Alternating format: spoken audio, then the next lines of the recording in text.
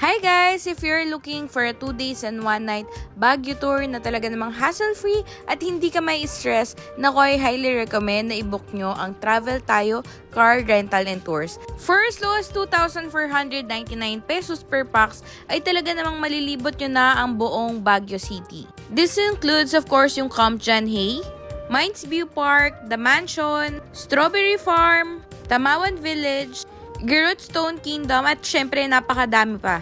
Sobrang recommended ko na talaga to ever since kasi maraming beses na kami nag-book dito. At kahit saang lugar ay grabe, masasatisfy ka talaga sa service nila.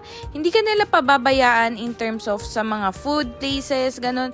Talagang kahit saan kayong lugar, ihahatid kayo ng safe and sound. Tapos ang bilis lang din ng biyahe.